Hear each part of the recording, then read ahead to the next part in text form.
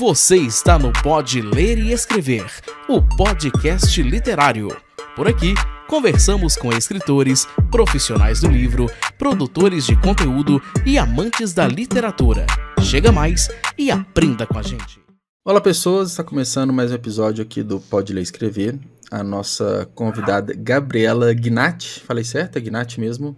Devia ter te perguntado certinho, antes, Gnatti. mas acertei. Não. Bom, ela é atriz, diretora teatral, escritora, dramaturga e nasceu, né, no meio artístico, na família de artista do teatro, do circo, formou na Unicamp em artes cênicas e concluindo, né, seus estudos lá em 2012. Em 2021, 2 anos atrás, publicou o livro A Ostra e teve uma adaptação para o teatro desse livro. E agora, em 2023, o próximo lançamento, que é Pai, pela editora Urutau. Tudo bem, Gabriela? Como que você está? Seja bem-vinda. Obrigada, adorei o convite, Juliano. Eu aprecio o podcast já há algum tempo e fiquei super lisonjeada.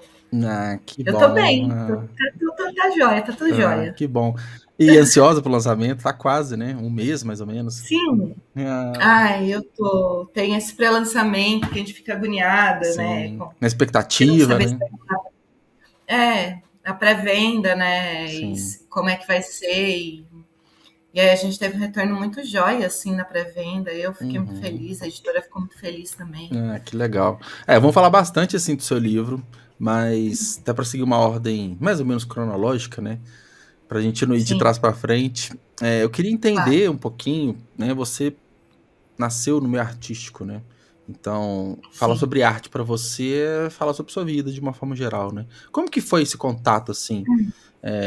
Seus pais no meio do teatro, circo, como que é tudo isso? Conta pra gente. Bom, meu pai e minha mãe se conheceram no teatro e o primeiro beijo deles foi em cena, né? Foi uma peça que eles estavam interpretando um texto do Vinícius de Moraes, O Camelo do Amor. Super clichê, mas eu sou doida do clichê, então pra mim tá tudo jóia. Assim. Sim. E nasci no meio, era uma companhia de teatro mambembe, a gente ficava viajando e fazendo apresentações de teatro, enfim. Com 9 anos, com 2 anos eu entrei para o Conservatório de Arte, fui convidada por uma pessoa que me encontrou, assim, eu estava dançando balé em cima de um carrinho de supermercado, aí uma mulher me viu e falou, ela faz balé? Minha mãe falou, não, ela é muito novinha. Aí a mulher falou, não, eu sou dona do conservatório aqui de Campinas, que era uma senhora, assim, que tinha esse conservatório há muitos anos.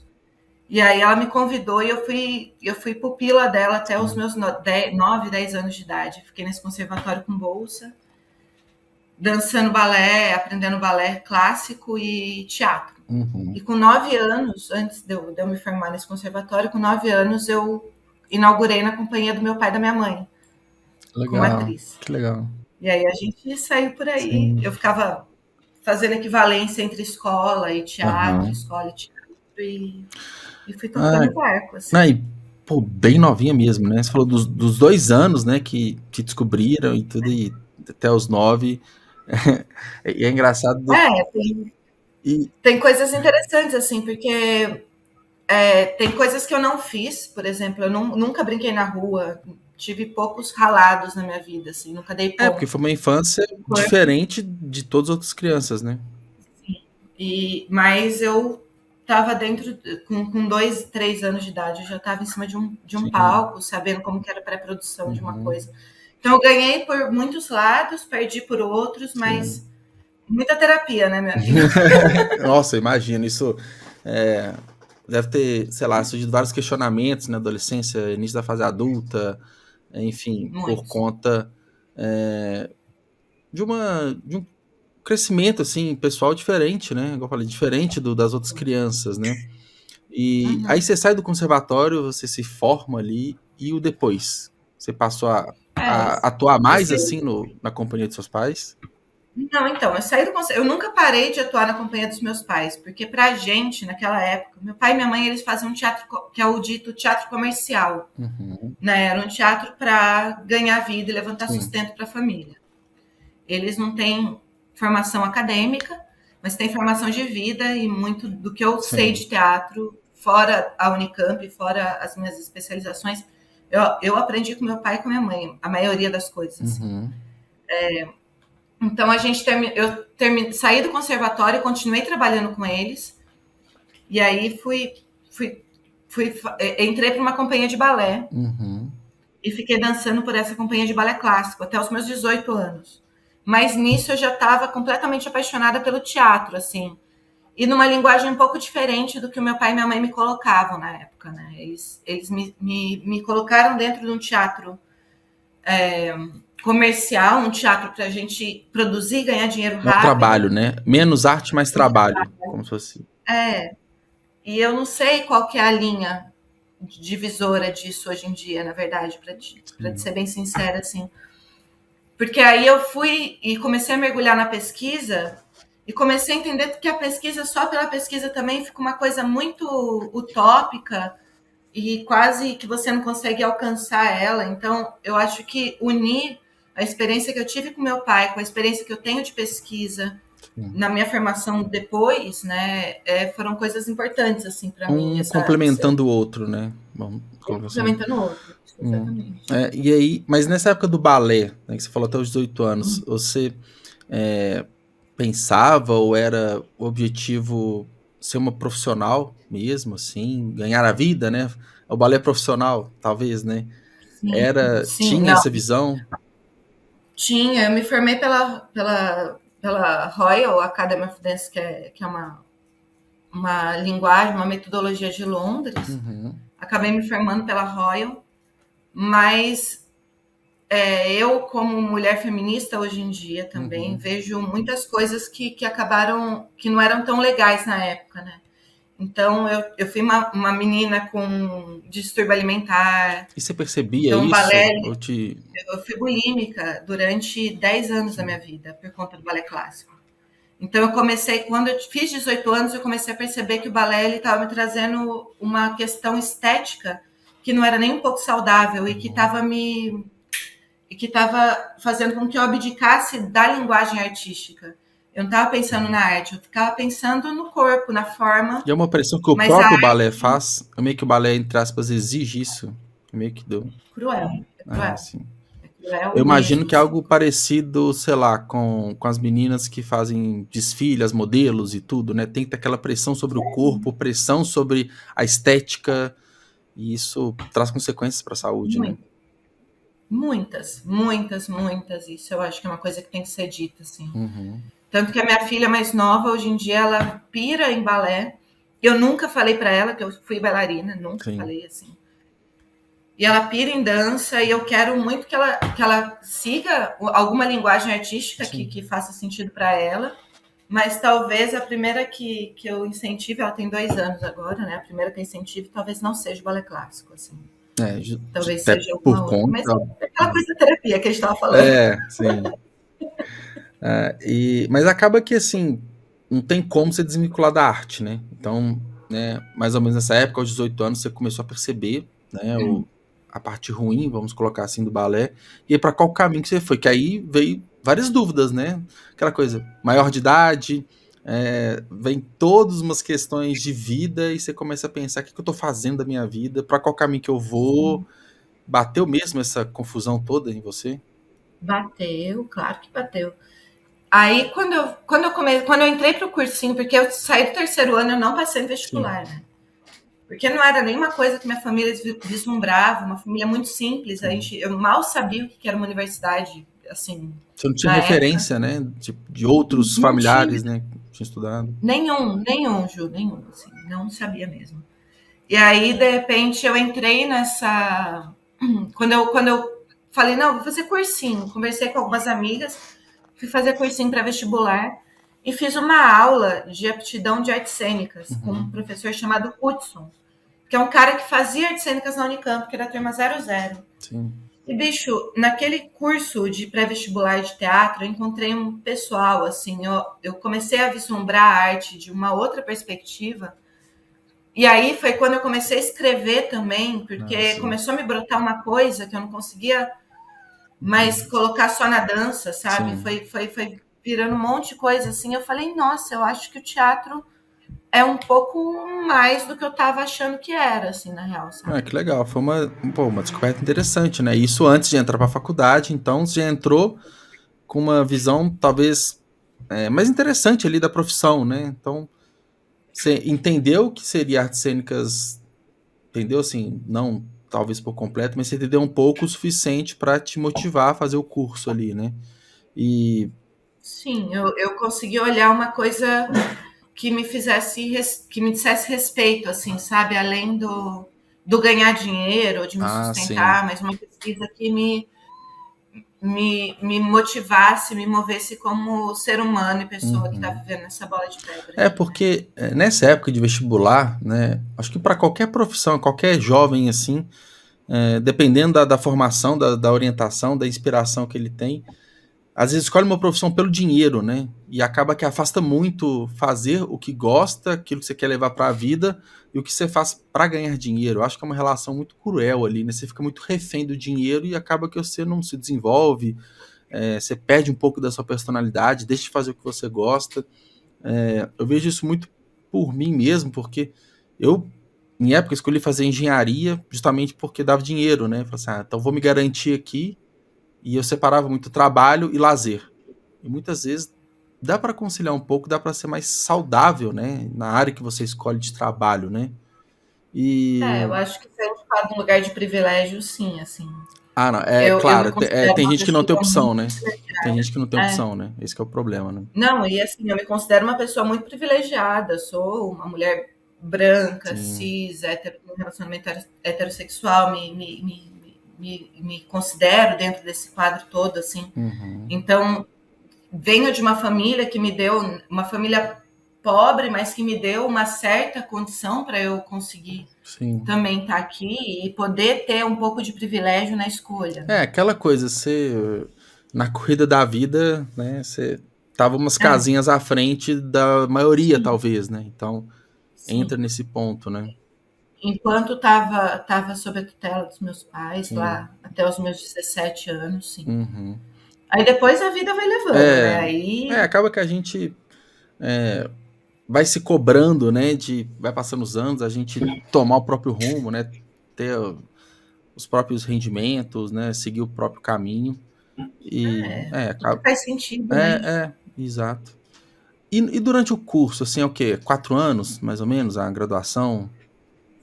São 4 anos, eu fiz em 5. Não, mas... Igual o meu de engenharia era 4 anos e meio, eu fiz em 5 anos e meio, né? Tem aquele a Então mais, tem né? ainda. Tá até... Lá do cálculo 3 ali, né? Nossa. Não. Não vamos nem entrar nesse mérito, mas eu acho que eu teria sido mais feliz se eu tivesse feito algo mais... um jornalismo, uma publicidade, alguma coisa assim humana, sabe? Mas... Faz, amigo, faz. Eu gosto muito do meio acadêmico, assim, sabe? Eu gosto muito, porque... E é uma experiência diferente, né? Eu tô com 35 anos, né? Eu não tenho aquelas crises de, tô velho, não sei o quê, não dá mais tempo. Mas essa é uma troca de experiência legal, porque eu chego na faculdade hoje com o dobro da idade da maioria, né? E é engraçado pensar isso, né? Eu acho bizarro. Festinha zero, né? A pessoa tá na frente e você fala, não, vou pra casa. Não, vou pra casa, vou comer uma pipoca, ver um filme, ler um livro, muito melhor. Terminar minha série, né? Mas é engraçado, eu acho legal, assim, essas trocas de experiência, sabe? Eu acho muito rico, né? Hoje, você tá aí? Pra mim, sua tela travou. Oi, voltou. Tinha travado um pouquinho. Mas eu acho essa troca muito rica, porque na época de faculdade eu vinha muito 100% objetivo profissional ali. Hoje eu teria uma condição de entrar para ver algo muito além da disciplina ali, sabe? Então... Eu acho isso. Eu acho que se hoje eu entrasse para a faculdade, eu fico pensando nas cênicas na minha época, né? Eu estava na Unicamp. A Unicamp é referência em teatro, em arte, formação de ator e atriz. Artes cênicas é referência e ponto para mim, assim, sabe? Eu vejo atores e atrizes formados pela Unicamp, vejo por outros lugares, eu consigo entender a construção dentro da Unicamp. É incrível, é linda. É linda. Mas eu, entrando lá com os meus 19 anos, 20 anos, Eu queria mais estar no networking. E eu acho que a gente tá muito imaturo ainda. Não sei se imaturo é a palavra correta, mas a gente viveu pouco, né? E a vida vai nos trazendo mais experiência.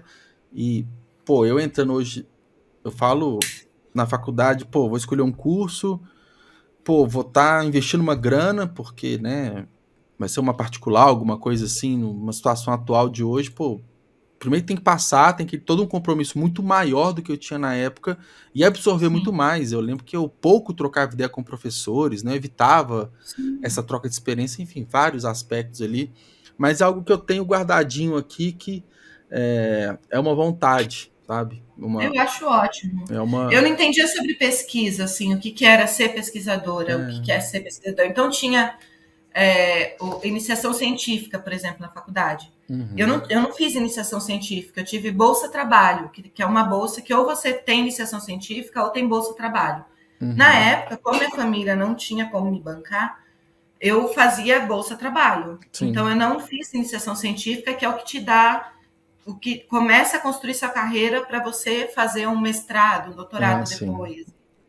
Vai te preparando para o meio acadêmico ali, né?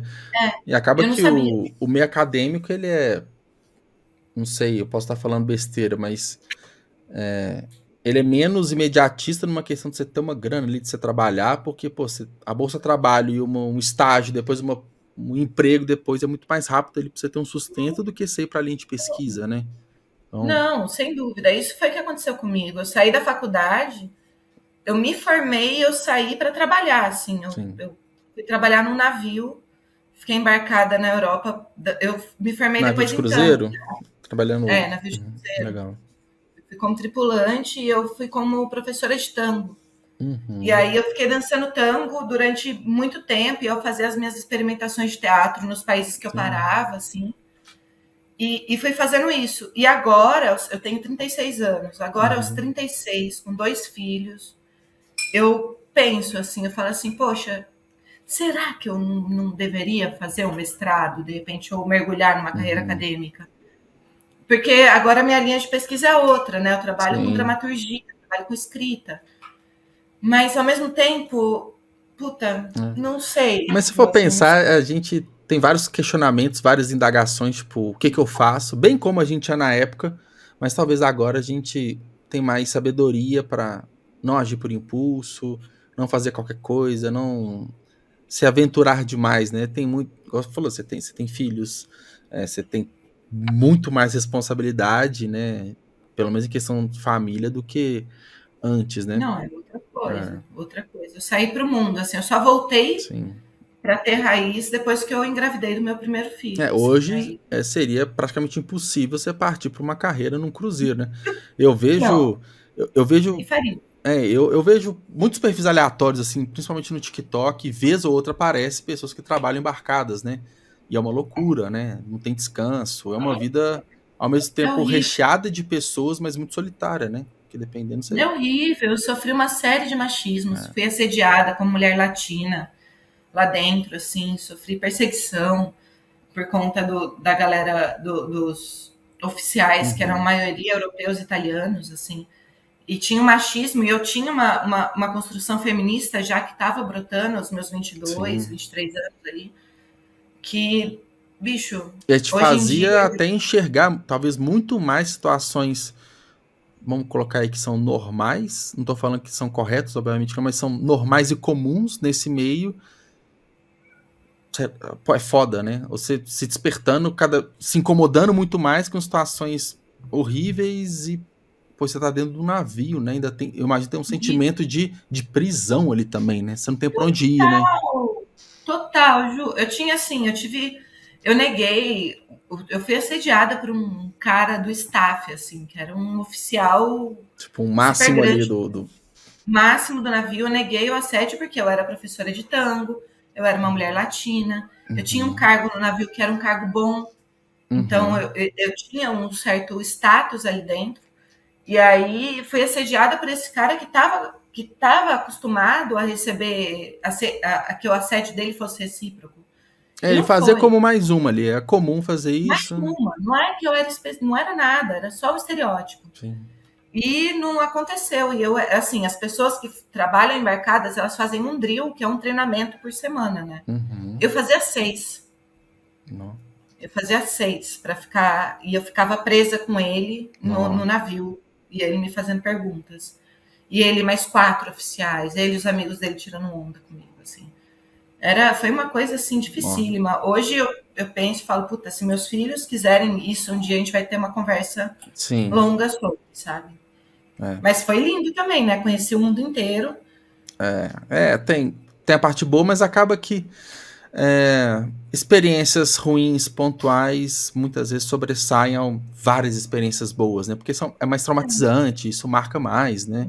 Mas como mulher, se eu tivesse aqui, provavelmente teria acontecido coisas similares também, assim.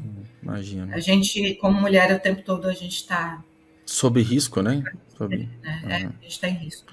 E um ponto legal, assim, apesar das experiências ruins que você acabou de falar, mas eu nunca imaginaria que, por ser leigo mesmo, né, que uma pessoa que formou em artes cênicas ia para um navio ensinar tango. Então, isso mostra, eu acho isso muito legal, porque mostra que, cara, é muito diverso, né? Não é somente formar ator e atriz para ficar em cima do palco apresentando um teatro X vezes por semana. Quem dera. Né? Quem dera. Então, a formação mesmo, ela é para quê? Assim, de artes cênicas, é para formar ator e atriz, para ir pro palco, pro mundo, também da parte acadêmica, mas o que, assim, que o curso entrega pro aluno? Qual o caminho que ele pode seguir? Eu acho que o curso da Unicamp, ele é muito maravilhoso. Tecnicamente, ele te constrói como ator e atriz no palco. Você tá pronto para jogar com qualquer pessoa. Para atuar mesmo, né? Qualquer coisa. Comercial, TV, teatro. Tudo. Ele te coloca, legal. Ele te forma cabuloso, assim, te forma lindo. Você fica pronta. Qual é a defasagem para mim do curso? A defasagem ele não é um curso que te explica que depois que você se forma, você tem que escrever projeto para PROAC, você tem que escrever Funarte, você tem que correr atrás de fazer banca, você tem que correr atrás de não sei o que.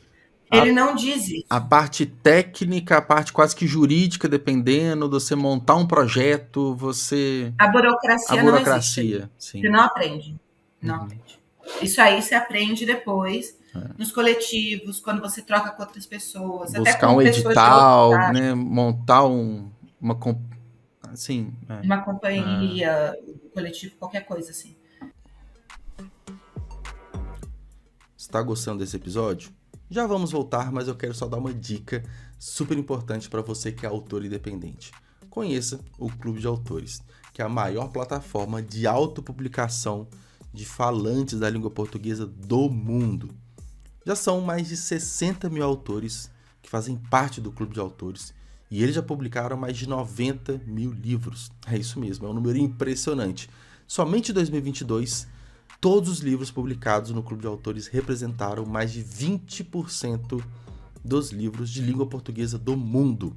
É um número incrível. E esse número só é possível graças à tecnologia empregada que você pode, em poucos minutos, publicar o seu livro de forma gratuita. E eu sou prova disso. O meu livro, Frases Minhas sobre um Coração em Festa, foi publicado no Clube de Autores em 2022 e o processo é super simples. Basta fazer o cadastro na plataforma, seguir o passo a passo de publicação e logo logo o seu livro está publicado na plataforma, tanto no formato impresso quanto no formato digital. Você que é autor independente, não perca mais tempo. Acesse www.clubedeautores.com.br. Então, vamos voltar para o episódio? Aí sim, mas caso contrário... assim, eu acho que, por exemplo, na escola a gente deveria aprender o que é IPTU, o que é sim, você... É o dia a dia da vida do adulto, né? Imposto de renda. A gente não aprende carteira de trabalho, né? A gente... não sabe o que é. Aí você sai da faculdade lá de artes cênicas, caiu no mundo. E aí? Eu já tinha uma base, eu já trabalhava com teatro antes. Foi uma escolha privilegiada poder sair e trabalhar fora do Brasil com outras coisas, assim.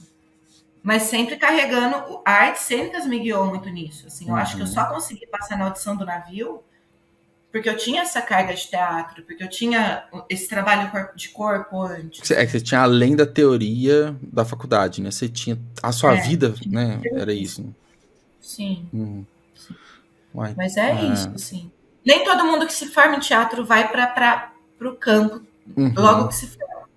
Porque existe também uma classe que é assim, você sai do teatro e você precisa ganhar dinheiro. Então você vai fazer o quê? Propaganda de azeite. Sabe, vai.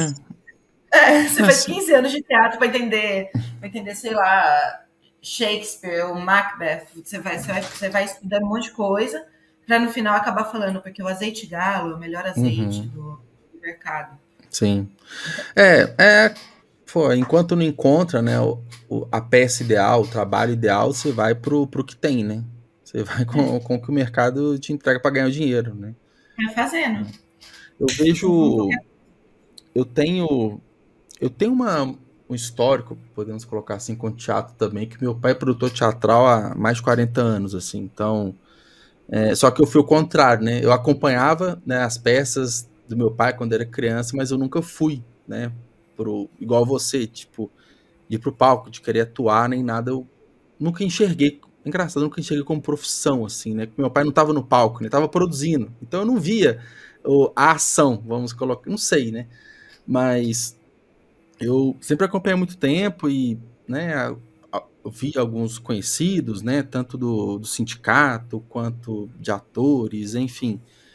E tem um amigo meu, pessoal, que hoje ele tá crescendo no stand-up, os nossos pais eram amigos, né, a gente acabou que se conheceu por isso, e ele foi pro Rio de Janeiro tentar a vida, né, como ator, e passou muito perrengue durante muitos anos, assim. Pega uma pontinha aqui, uma figuração ali, aí consegue uma ponta, um open mic numa casa de shows e uma ralação total até dar certo. É muito perrengue, assim. Muito. E artista ainda tem aquela do tipo, de não enxergar como profissão, né? Ainda tem uma visão popular, e tem todo um estereótipo assim. Também, assim, sabe? Eu como mulher, por exemplo, eu saí do teatro, meu pai ele faz cinema, ele é da televisão, e aí ele nos conformava de eu não prestar, de eu não fazer audição, de eu não ir pros testes, porque, bicho, pra mim não era isso, saca? Nunca foi, assim. Ele falava, mas uma menina bonita. É meio que você não vai fazer negócio. Parece que você não tava correndo atrás, né? Eu falei, mas pai, eu não sou estereótipo, sabe? Eu não vou deixar meu cabelo crescer ali pra fazer um negócio. Eu não vou. Acaba que você foi meio que contra o movimento, muitas vezes, talvez, do padrão, lógico, né? Muito.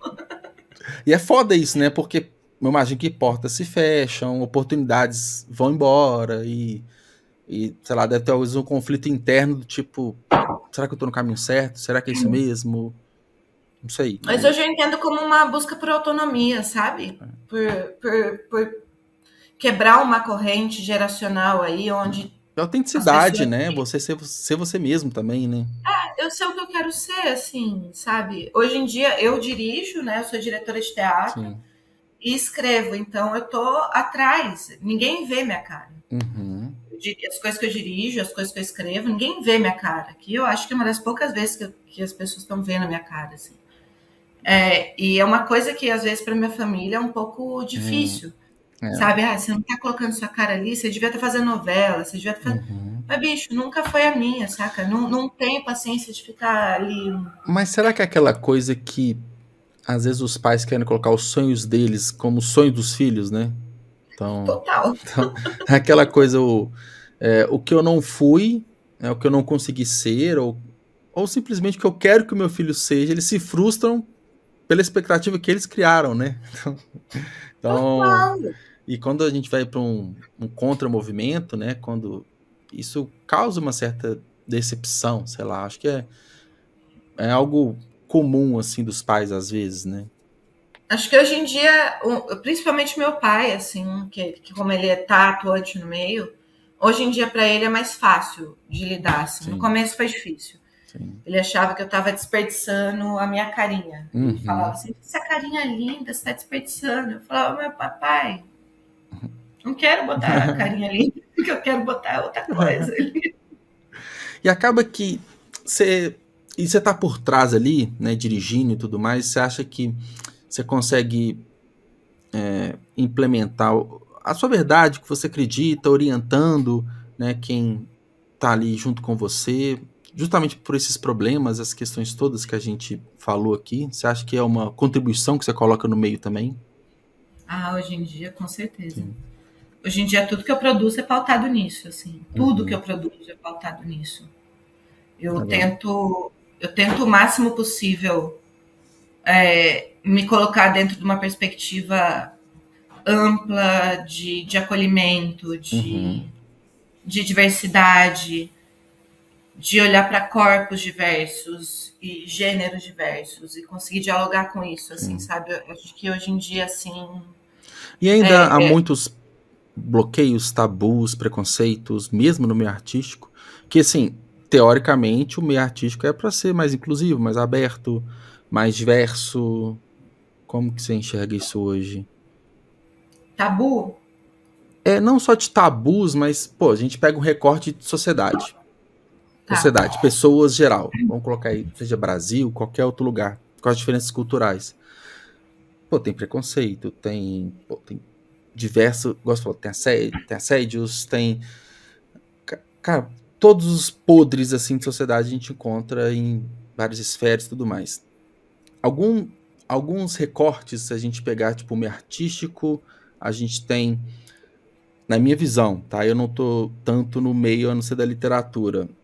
Eu imagino que é um espaço mais inclusivo, um espaço com menos preconceito, de maior aceitação. Isso é verdade ou não? Ou é apenas um achismo meu?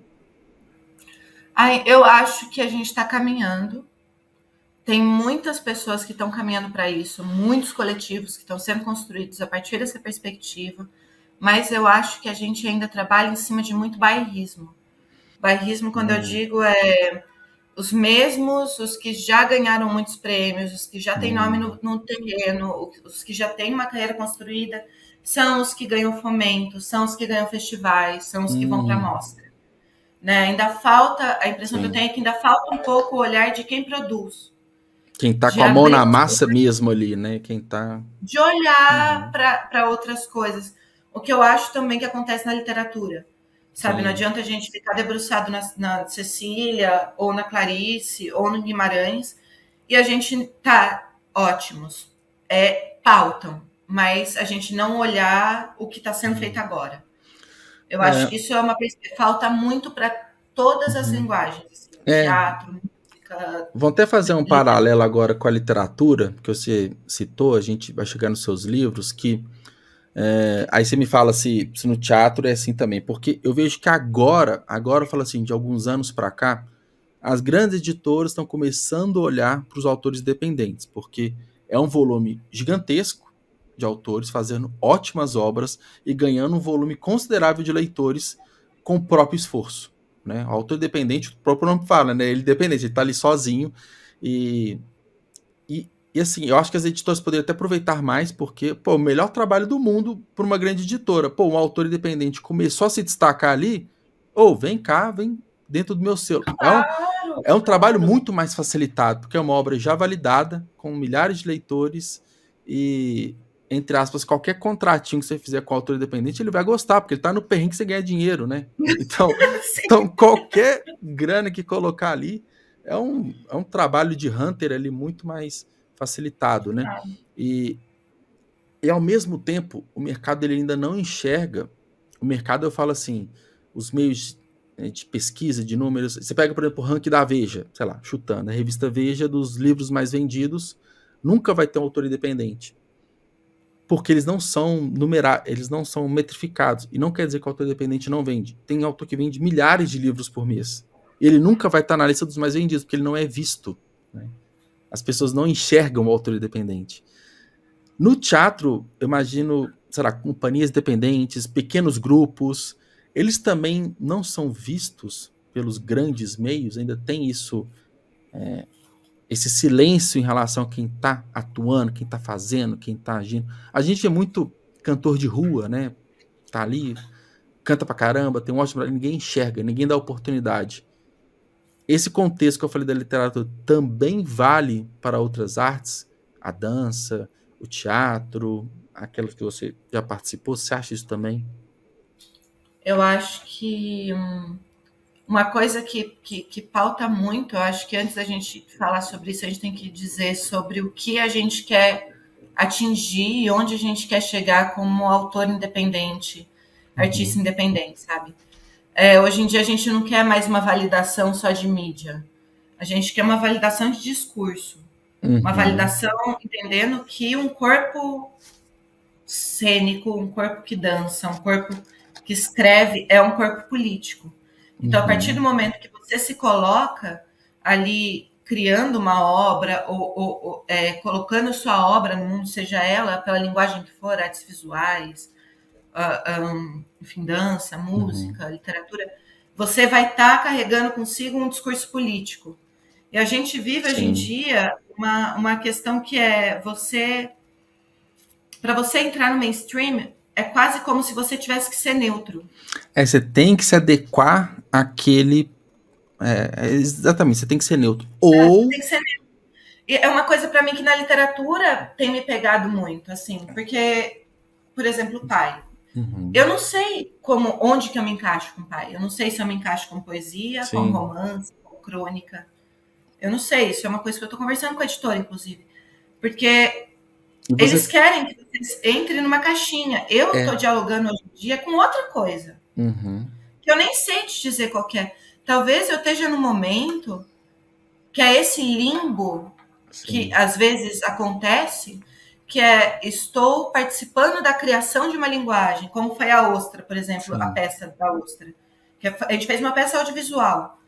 Eu queria participar da construção dessa linguagem nova que estava sendo proposta durante a pandemia. Não é teatro presencial, não é cinema.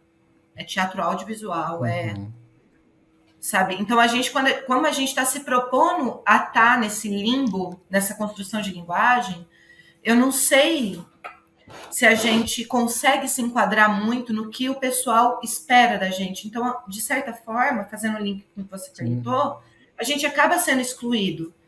A gente acaba não conseguindo se adequar. Porque talvez o mercado queira vender shampoo, só que a gente está vendendo obra de arte, assim, sabe? Não dá para você vender obra de arte da mesma forma que se vende shampoo. Não, isso eu acho que é um fato.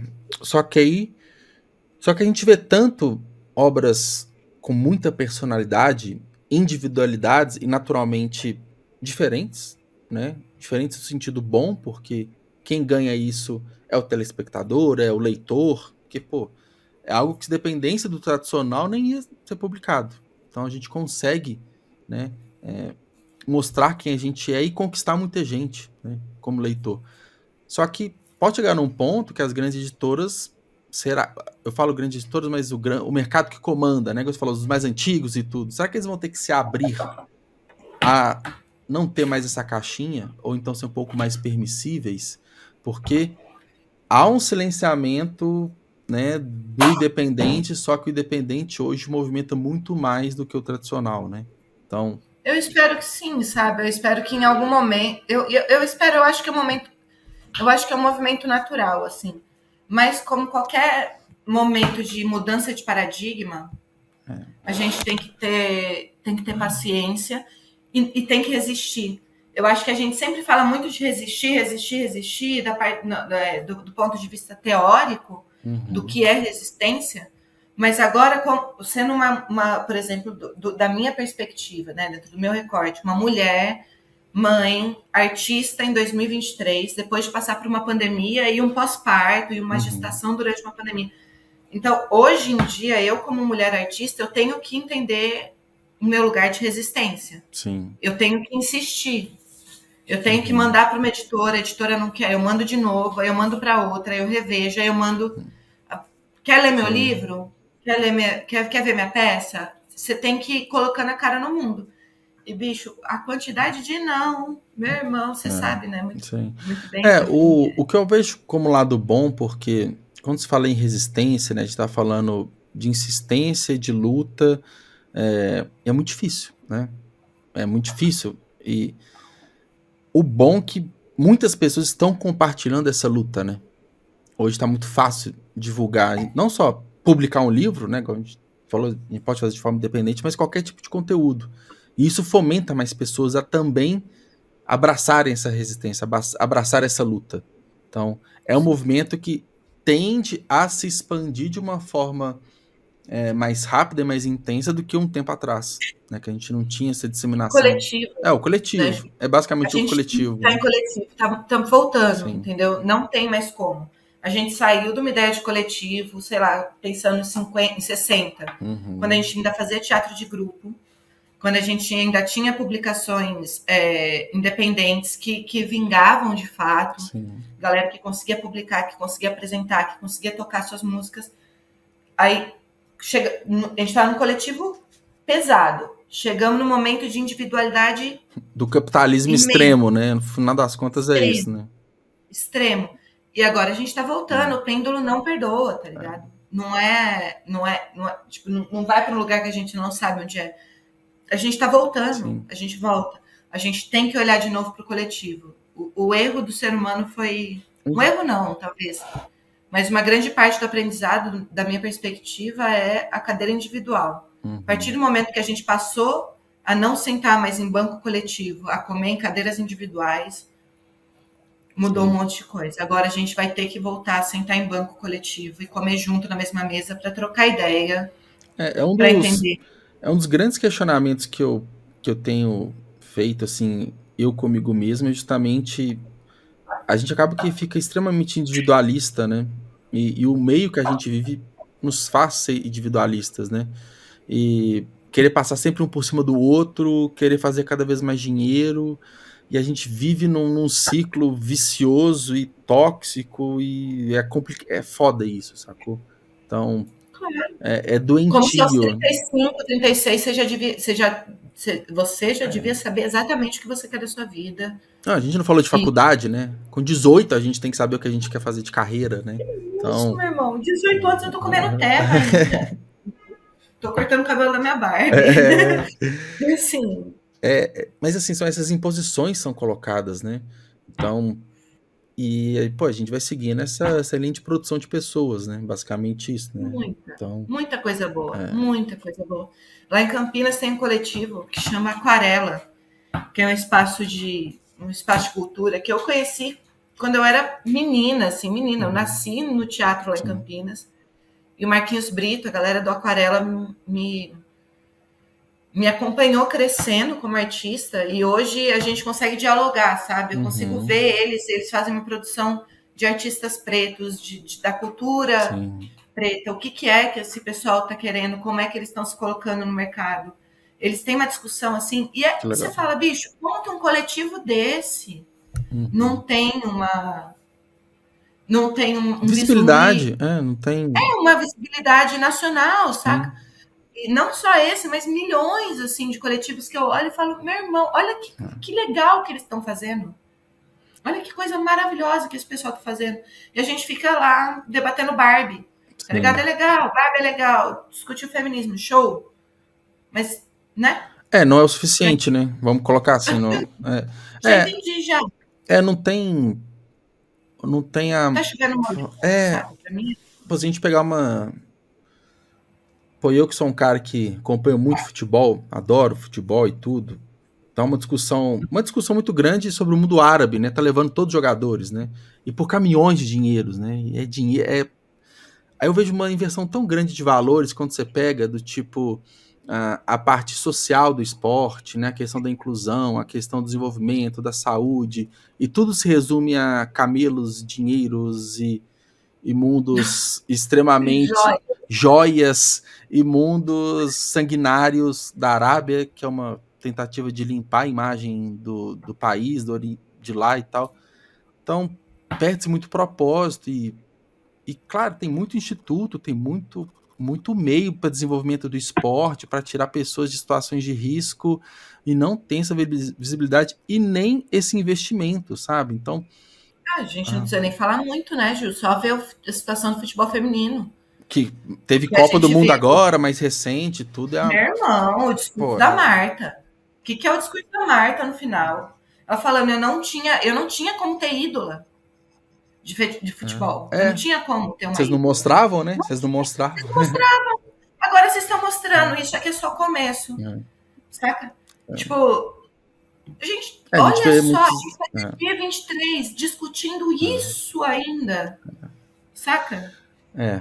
É um absurdo. Assim, tem um lado que, ainda bem que está se discutindo muito tardiamente, mas está discutindo, mas são várias indignações, né, que a gente tem de várias esferas, mas o que me conforta, né, aquele pequeno alento, assim, do tipo, essas reflexões que eu tenho e que eu tento de alguma forma mudar, enfim, é o suficiente para esse dia, né, para hoje, e tentar cada dia do individual tentar mover o coletivo, sabe? Totalmente. Mas, enfim, a gente poderia ficar aqui Pra mim tem a ver com a criação dos meus filhos, assim.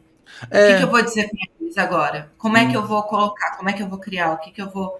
Eu vejo diariamente eu me desconstruindo e eu me reconstruindo e me pegando sendo machista e me pegando sendo uma pessoa opressora. Por mais libertária que eu tente ser hoje em dia, assim. Mas você se questiona, né? Esse que é o lado bom, né? Do tipo, acho que falta muito isso, né? Esse questionamento, entender o que tá legal, o que não tá, o que dá para melhorar. Eu acho que falta, na maioria. Ter tempo de fazer isso. Ter condição de parar para pensar. Porque parece que o sistema ele foi construído para você não fazer isso. Você não pensa. Você só faz. Uma das coisas que sempre me incomodou, isso quando eu era moleque, assim, e eu não entendi o porquê me incomodava.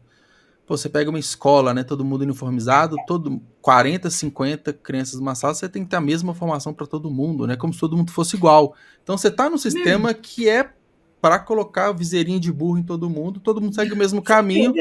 E é isso. Em lote, você vai formando pessoas em lote. Então. Não, eu fui uma criança que foi convidada a sair de 3 escolas. Eu nunca me dei bem em escola. E te colocam como você é o problema. Né? Não, você está errada, né? Eu saí da escola. E é complicado. E não é problema, você só não gostava daquele meio. Tipo, não entendia. Eu não conseguia ficar sentada na cadeira, saca? Não conseguia, não dava pra mim. Sim. Não dava pra mim. Não, e hoje eu vejo, né? Na época da escola até a faculdade, eu fui um mau aluno nesse sentido, mas sabe quando você não consegue se encaixar, você tá fazendo por. Tem que estar lá, sabe? Enfim, daria pra gente ir longe nesse assunto. Agora, Gabriela, eu queria aprofundar nos seus 2 livros. Você falou um pouquinho dos 2. O primeiro, A Ostra, que inclusive foi adaptado. Ele foi pensado originalmente como um livro e depois foi pro audiovisual ou não? Como que foi o processo dele? E o que fala sobre a Ostra? Eu acho que como eu tenho a minha formação como atriz, tudo que eu escrevo, ele parte de uma perspectiva da imagem, assim. As minhas 2 obras, assim, e as outras coisas que eu escrevo, elas são muito imagéticas. Então, quando eu escrevi A Ostra, ela foi pensada para romance. Ela não era peça de teatro, não era uma dramaturgia. E eu comecei a escrever A Ostra em 2020, quando eu engravidei. Eu estava grávida durante a pandemia. E aí a Ostra trata dessa perspectiva. A Ostra é essa... Bom, a Ostra. Imagina a própria ostra mesmo, né? A ostra é esse molusco que quando uma areia entra dentro dela, ela produz uma camada para se proteger dessa areia e isso forma a pérola. A pérola é o vômito da ostra. A pérola é o que a ostra não quer. É o rejeito, né? Só que isso tem um valor muito grande no mercado. Para você conseguir a pérola, você tem que abrir a ostra, o que é uma coisa nada fácil. Tirar a pérola e você vende por muito dinheiro essa pérola. Então, eu parti dessa reflexão para construir o livro, né? Então, eu era uma mulher grávida, produzindo uma coisa ali dentro muito íntima, que era minha filha, num meio muito machucado por uma pandemia mal gerida, por uma pandemia mundial, uma coisa terrível, uma clausura. E eu comecei a mergulhar para conseguir me proteger e conseguir... Porque a ostra, esse molusco, ela também é filtrador. Sim. Então, a água que tem em volta da ostra é sempre a água mais limpa. Porque ela filtra tudo para conseguir deixar um ambiente legal. Então, eu me sentia nesse papel de filtrar tudo para deixar um ambiente bom. E aí, esse livro foi surgindo a partir disso, assim. Então, ele é uma reflexão de uma mulher... um pouquinho, de novo. Vamos ver. Voltou? Voltou. É uma reflexão de uma mulher que está grávida durante a pandemia e que ela começa a mergulhar nos íntimos de tudo. Então, ela cria uma relação muito íntima com uma vizinha de 90 anos. Ela cria uma relação muito íntima com os insetos do quintal dela. Com a morte e a vida. Ela fala muito sobre morte, muito sobre vida. E quando eu me vi nessa situação, eu me vi enxergando o infinito e infinitesimal de uma forma que nunca foi me dada. Então, eu olhava para dentro de mim também, como se dentro de mim fosse um universo imenso. E era, né? E é. Mas quando você está grávida, é imensamente maior.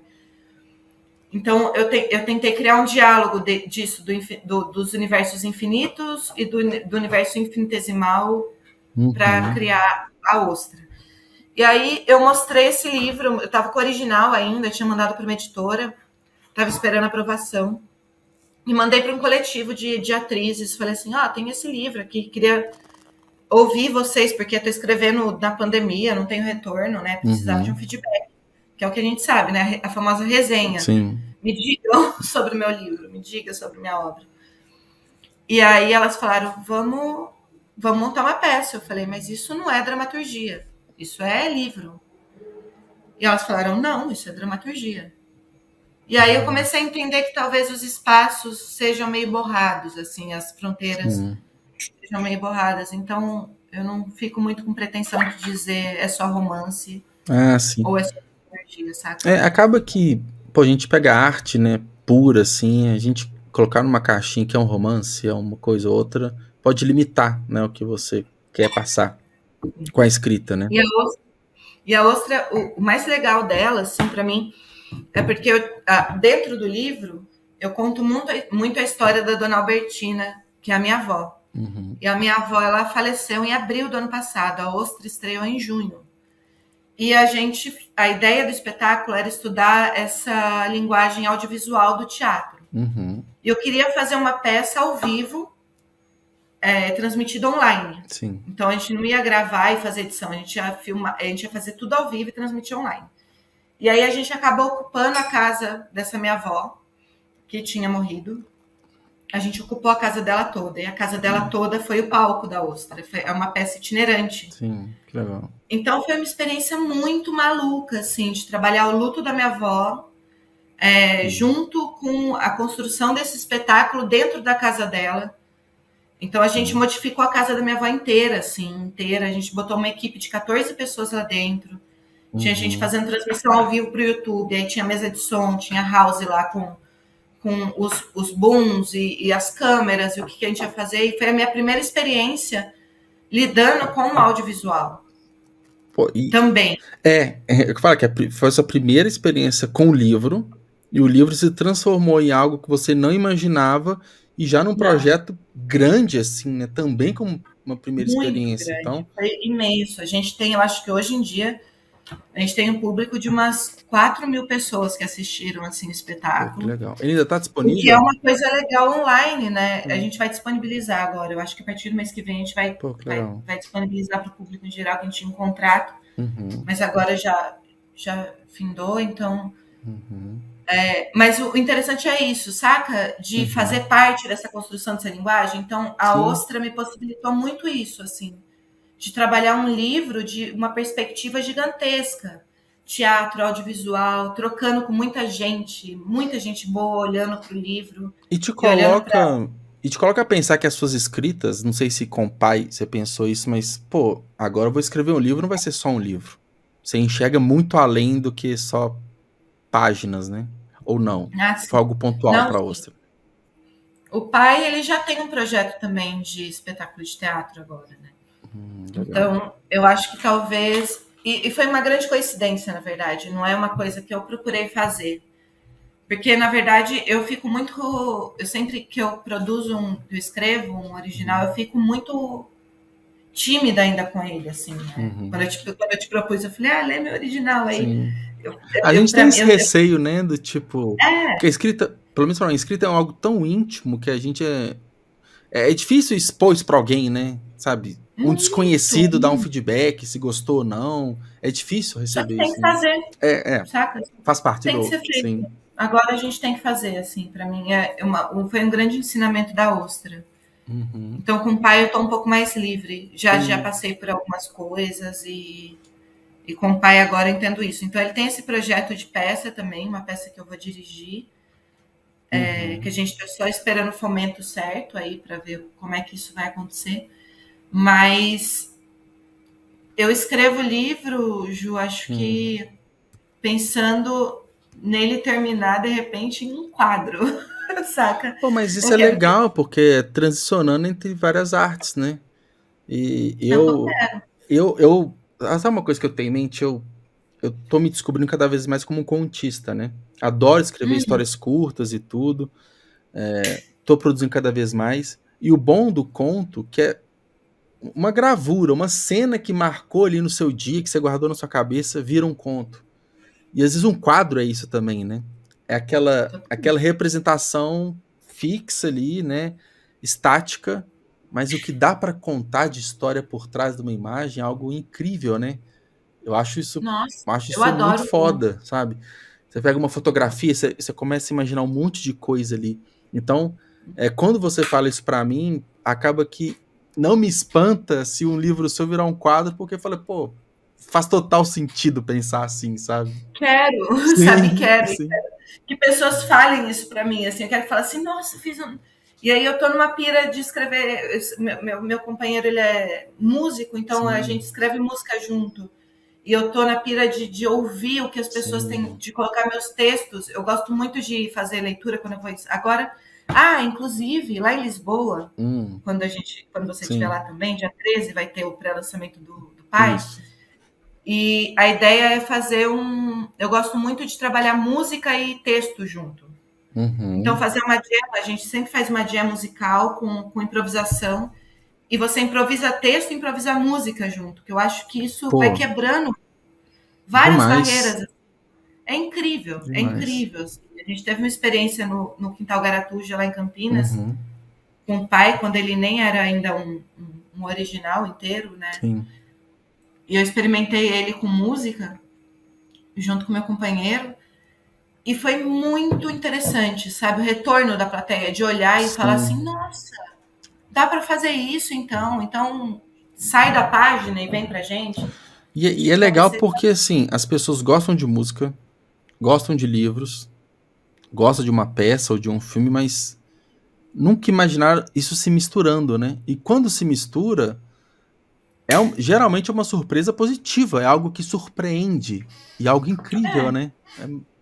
É perfeito. E é tão claro, né? Parece que é tão óbvio quando acontece. Você fala assim, como que eu não pensei nisso antes, né? Como eu não fiz isso antes, né? E é gostoso fazer pra gente que tá lá, pelo menos eu, como atriz, escritora, e lendo a obra, eu viajo. Assim. É algo...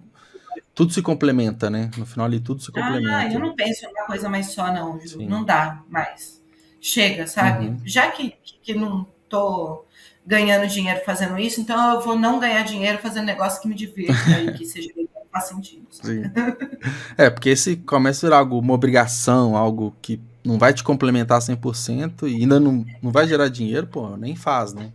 Não vai entrar numa burocracia que não me gera nada. E pai, sobre o que é? Ai, pai... Aí eu comecei a escrever ele surgiu de uma frase.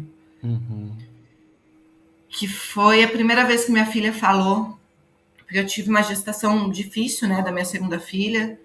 E eu sou doula também, eu trabalho com partos, eu assisto outras mulheres, né, parindo. E na época que eu estava gestante da Naomi, que é a minha filha mais nova, eu já estava dentro desse quadro, uma pessoa experiente que já tinha visto muito menino vir para o mundo e achando que estava dando conta total assim das coisas, mas dentro de um contexto absolutamente solitário da pandemia, né? E aí, depois de tudo isso, eu tive a Naomi de um parto de emergência. Foi uma loucura. A gente ficou 8 dias internada no hospital. E quando eu saí de lá, tipo, depois de tudo, a primeira palavra que a minha filha falou foi pai. E aquilo aquilo me pegou, assim. Pai. Então o livro começa assim, pai. Foi a primeira palavra proferida, pai. E nascia daquela boca, pequena boca da minha filha mais nova, pai. Então foi o estopim, assim, porque dentro disso me veio uma reflexão muito grande sobre a questão da paternidade e das memórias que os pais, todos os pais deixam na gente, né? Seja avô, seja o padre, seja o pai da amiga, o pai do amigo.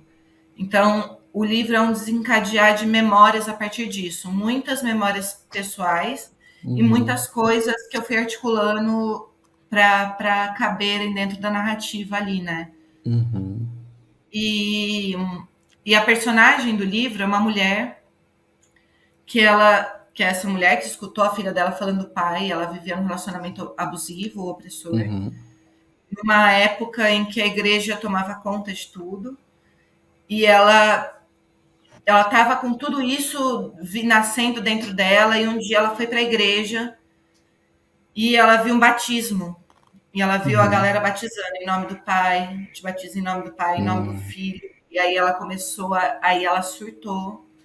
E aí ela falou um monte de coisa dentro da igreja, e ela foi levada embora dessa igreja, afastada dos filhos. E foi diagnosticada com histeria. Então, conta a história dessa mulher que foi diagnosticada com histeria e que o estopim foi a palavra pai. E que isso gerou nela, assim. Cara, que reflexão profunda, né? Foi difícil escrever. Na hora que terminei o livro, assim, eu terminei o livro aqui em Paris, assim. Terminei esse ano. E foram 4 meses que eu não saí de casa, assim. 4 meses dentro de casa. Passei o inverno tudo. Dedicada. Debruçada. E a pesquisa da forma do texto na página. Isso tudo me diz respeito. Porque pai não é só uma narrativa. Pai é a forma como o texto está colocado na página. Como ele está escrito aqui. Qual o formato que eu escolhi, o diálogo disso com a poesia concreta. Então, eu tento colocar o pai como de uma forma sinestésica. Não só verborrágica. Sim. Sabe? Sinestésica. Que a pessoa olha a forma do livro e entenda aonde que a palavra tá pegando e por que ela corta naquele momento, por que aquela forma tá ali naquela hora, sabe? Que ela consiga degustar também, assim, de uma forma livre.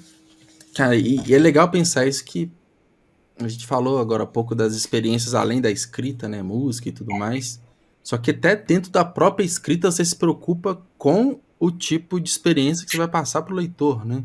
Não é simplesmente colocar as palavras lá, colocar na mão do diagramador, ele vai fazer do jeito dele. Não.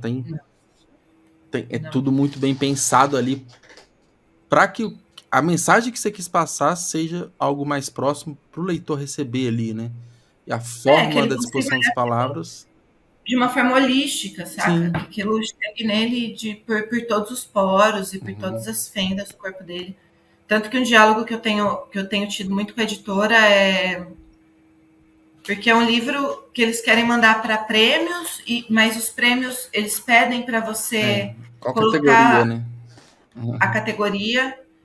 E se você coloca uma categoria, por exemplo, eu digo que é romance, alguns dizem que é conto, alguns dizem que é poesia, alguns dizem que é crônica poética.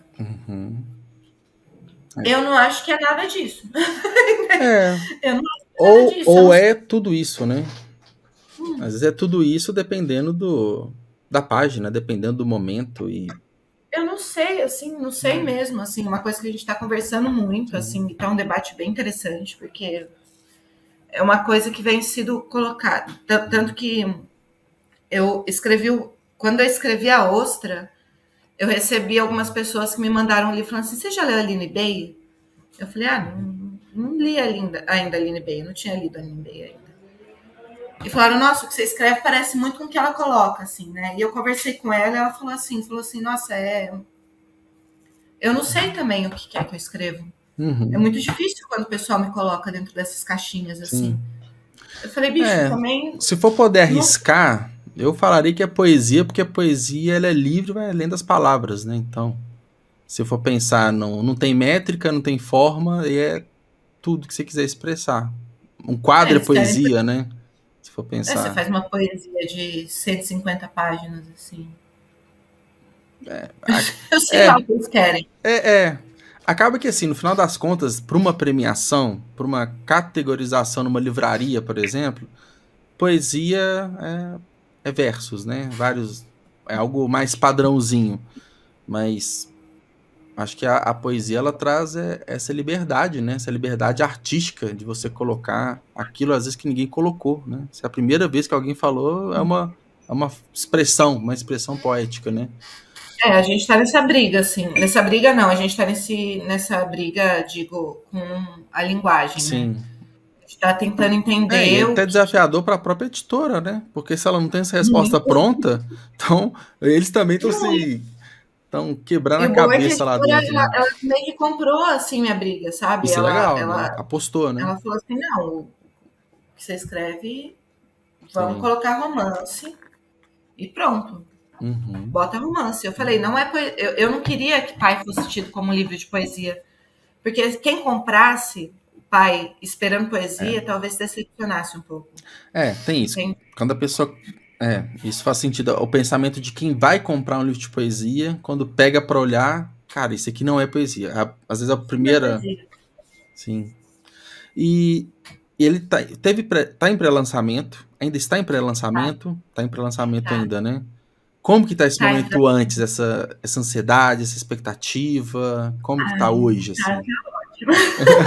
Porque foi um trabalho muito legal, assim, que a gente fez de pré-venda e vendeu bem, assim, antes. Então, isso já dá um alívio de saber que já vão ter livros, que já tem livros antes deles estarem impressos, eles já estão no mundo e no sonho de várias pessoas, assim, que compraram.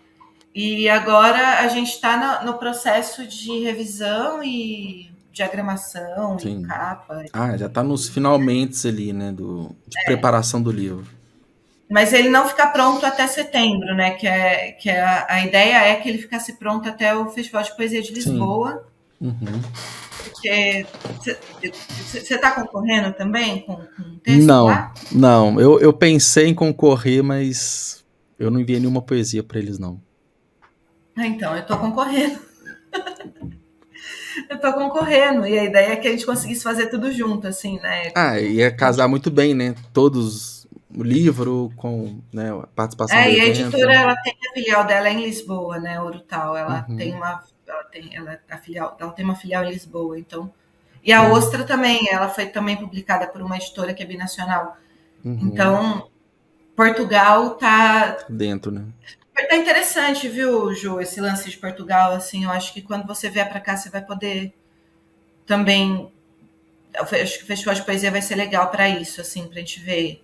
Porque Portugal tá buscando muito coisas lusófonas que tragam uma outra perspectiva. Eu acho que eles estão declinando no papel de colonizadores e olhando para... Eu vejo um pouco isso, porque como eu trabalho com o clube de autores, né, que é daqui, e eles estão com uma sede em Portugal há 1 ano, mais ou menos. Então, os autores são publicados aqui, são vendidos lá e vice-versa, né? Então, tem o que eles falam das rodovias literárias, né? Então, cruzando o Atlântico mesmo, e tem tido muito essa troca, né? Brasil-Portugal, nesse aspecto literário. Acaba que Portugal ainda está muito... Por exemplo, o Brasil está muito mais avançado na literatura independente, até na forma como as pessoas enxergam a literatura independente, né? Tem-se um pouco a visão que o livro independente por lá, né, em Portugal, não é um livro de verdade, sabe? Ainda tem essa questão mais tradicional, o livro tem que ser publicado por uma editora, então eles estão se descobrindo muito mais nesse sentido agora. E tem sido muito legal ver esse movimento acontecer. sabe? Uhum. Então, e eu acho, assim, na minha visão vai ser incrível porque é uma troca de cultura, né? Acaba que estamos lá para falar de poesia e não numa questão Brasil, Portugal, colonização, ou então imigração do brasileiro vindo para Portugal para trabalhar, tem toda essa rixa, né? Pô, a gente tava lá para falar de poesia, mas a gente tem o nosso histórico, né? A gente tem as nossas raízes, né? Como que isso se reflete quando a gente for falar de texto, quando a gente for falar de Acho que a literatura? discussão, uma das discussões principais, assim, que me interessam é a lusofonia. Sim. O que é português? O que é o português? Isso vai ser uma Sabe, discussão qual que bem legal, bem legal. é incrível. Tanto que eu tenho eu tenho uma colega aqui em Paris, que ela é brasileira, mas mora aqui há 11 anos, e aí eu vim pra cá e eu falava, bicho, a galera aqui, quando eu pergunta o que você fala, eu falo, português. Eles falam, você fala brasileiro? Eu falo, não, eu falo português. Aí um dia ela me virou e falou assim, não, mas, puta, legal você falar que fala brasileiro, né? Aí, e foi bem numa época que eu estava mandando também um trabalho para o Instituto Camões, que a gente estava com uma parceria. Aí eu estava assim, bicho. E aí me veio essa reflexão, falar, puta, tô escrevendo para o Instituto Camões. Tô falando que eu falo português? Não, bicho, eu falo brasileiro. Porque é o desenrolar desse processo todo que aconteceu, né? Mas aí tem um ponto que eu não sei de outras línguas, mas o português mesmo acho que é a quinta ou sexta língua mais falada no mundo, em número de pessoas, né? Então, porque você pega ali Brasil, Portugal, que todo mundo conhece, a gente pega Angola, Moçambique, Timor-Leste, São Tomé e Príncipe, Macau, tem vários países que falam português, mas parecem que eles não sabem que o outro fala português, sabe? Não há uma conexão entre os falantes de língua portuguesa. Então, a gente sabe Brasil e Portugal e cria-se essa rixa, né? Entre Brasil e Portugal. Assim, obviamente, o fator histórico de colonização, né?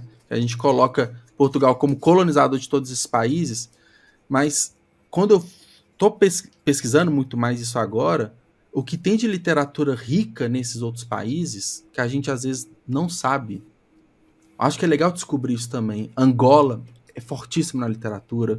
Moçambique nem se fala, sabe? Então, a gente pega... E isso eu sei porque eu fiz um trabalho para o clube de influenciadores literários lusófonos. Então, eu tive que pesquisar quem estava falando sobre literatura portuguesa de uma forma geral. Português da língua portuguesa, não de Portugal. E há muita gente falando. Só que às vezes a gente não sabe. Então, é um ponto que eu acho que no festival vai dar para ver, porque vai trazer pessoas de fora que falam, que são... Eu acho que dentro desses lugares que eu te falei que eu tenho participado, assim, desses festivais, prêmios, não sei o que, a maioria de Portugal, eu vejo que eles estão querendo muito saber quem está falando e fazer uma reunião mesmo. Você sente que agora que eles decidiram se abrir, não fechar tanto neles, agora eu tô curioso para saber quem que fala. E curioso no sentido bom. Tem uma crise, acho que é a crise política e o desenrolar do que a sociedade tem cobrado, de pagar dívidas ali. Eu acho que isso influencia muito na construção dessa necessidade. Tipo, eles são quase os vilões, para quem tá de fora, eles querem apagar essa imagem. Tipo, a gente não já passou muitas gerações, né? Talvez até para um pessoal mais progressista, sim, ali dentro. E Portugal é bastante, né? E Portugal. Então, um pessoal que tem uma visão um pouco mais libertária, progressista, assim, eu acho que é interessante para eles discutir o que está sendo. Porque quando você escreve, é uma persona política escrevendo. Você falou isso no começo da conversa, isso faz total sentido. A palavra não é nula. Uma palavra que você escolhe colocar, ela está dentro de uma episteme, ela faz sentido e ela dialoga com tudo que a pessoa que está colocando ela no papel viveu. Sim. Então, a partir do momento que você lê isso, você consegue ter uma radiografia, um mapa de aonde chegamos. O que esse povo que é lusófono está produzindo e sobre o que eles estão falando. Acho que é uma discussão política. Não, a união da lusofonia. Assim. não, total. E eu acho isso incrível. Acho que é legal a gente estar nesse movimento, né? Porque inicialmente um movimento de opressão, né? De colonização, depois de separação, cada um por si, né? Teve as independências e agora de união, né? De voltar, né? De descoberta. Quem que é essa galera, né? O processo, né, todo, porque não é só o fim, é a viagem, né, que conta. O que aconteceu durante esse processo? Quais as dores e as belezas? Compartilhar isso é legal, né? Legal, fala assim, para conhecimento histórico, né? De realmente o que rolou, né? E só um complemento, né? Aqui no Brasil, Mia Couto é muito vendido e ninguém sabe que ele é moçambicano, né? A gente tem Walter Hugo Mãe, que ele não é brasileiro também, tem gente que nem sabe, né? O próprio José Saramago, né? Enfim, então, ao mesmo tempo que tem essa conexão portuguesa, a gente também não sabe quem são essas pessoas, né? Quais são suas origens, né? O porquê que elas escrevem de tal forma, né? Então, acho que essa... O que está sendo colocado, né? E acho que aumento dessa curiosidade, acho que ela... igual você fala, o português quer saber quem fala, escreve e comunica em português, né? Então, quanto mais tiver, legal. E talvez a gente veja um flash disso no festival, né, de poesia. Eu acho que sim. Eu acho que não só pela formalidade do festival. Sim. Mas, inclusive, acho que a gente tinha que vender que indicar esse link desse podcast para o Festival de Poesia de Lisboa, porque a gente falou muito deles, né? Sim, foi um bom tempo aqui mesmo. Eu acho que vai ser interessante não só pela burocracia do festival ou pelos workshops que a gente vai participar, pelas tertúlias, mas pela troca que as poetas e os poetas vão estar tendo lá dentro, assim, saca? O que a gente vai fazer, quais os pontos... Eu estava vendo hoje um TED, que de vez em quando eu assisto essas coisas de TED, sabe? Não gosto, mas assisto. Não, mas tem uns bons, tem uns que salvam. Tem uns bons, E eu assisti um falando sobre aonde que as boas ideias nascem, os ambientes propícios para as boas ideias nascerem. Né? Para quando as pessoas têm aquele momento de epifania, ela fala, caralho, tive uma ideia, caramba, tive uma ideia. E ele estava falando que são os momentos de troca, que você tem muito mais ideias boas no cafezinho, do que no laboratório. Sim. Muito mais ideias boas na hora que você está almoçando com seus colegas de trabalho. Do que na sala de reunião, que era para ter uma boa ideia, né? Exatamente. Sim. E eu acho que é isso que o festival vai trazer, e não só ele, mas todos os momentos de troca entre artistas, assim, traz o pós, o pré, onde a gente vai tomar um vinho e conversar sobre o que foi feito, sabe? Sim. Não na burocracia da tertúlia em si. Sim. Cara, é legal pensar isso, né? É o que é. É o que é. Uau. É isso. Bom, nossa, 1h15 de conversa já. Aí já são quase meia-noite, né? Nossa senhora. Eu não sei, nem vi a hora. Nossa, não, passou muito rápido. As conversas aqui, elas... Geralmente eu coloco, entre aspas, um limite ali, até para não estender muito, mas quando a conversa é boa, eu falo assim, não vou cortar não, porque vai perder muito assunto, vai perder muito papo, vai ficar uma conversa incompleta, né? Então... Eu adoro conversar. Não, então. Eu também, se deixar, eu vou direto aqui, adoro conversar também. Mas, bom, chegando aqui no nosso final, né, Gabi? Para a gente finalizar, queria falar aqui para os nossos ouvintes, né, como que as pessoas te encontram, rede social e tudo mais. E quem quiser comprar pré-venda, que momento, como que faz? As pessoas me encontram no Instagram, que é o @Gabriela Gnatti. Legal. Gabriela Gnatti com 2 T's e 1 I. E ali eles lá tem aquele Linktree que eles podem entrar e tem informações, tem inclusive venda da Ostra, tá lá. Legal. O site da editora tá lá também. O livro vai ser vendido no site da editora em algumas livrarias.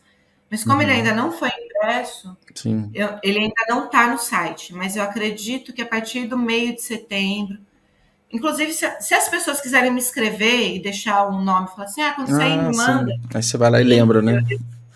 Eu mando. E a partir, acho que da segunda metade de setembro, o livro já está à disposição. Perfeito. Mas no Instagram elas vão saber de tudo, assim, eu sempre me... Você está comunicando bastante, eu tenho visto, né? Você tem falado bastante do lançamento. Sim. Que bom. E aí agora vai ter mais coisas. Que bom. Então a gente fica na expectativa. E bom, como você posso falar, até daqui a pouco, até breve, né? Mês que vem a gente se encontra lá no festival. Então, até daqui a pouco. Muito obrigada, eu amei o convite. Eu que agradeço. Vida longa para esse podcast, para o seu projeto. Obrigado. Adorei também a conversa. Até mais, fique bem. Tchau, tchau. Então, até logo. Fique bem também.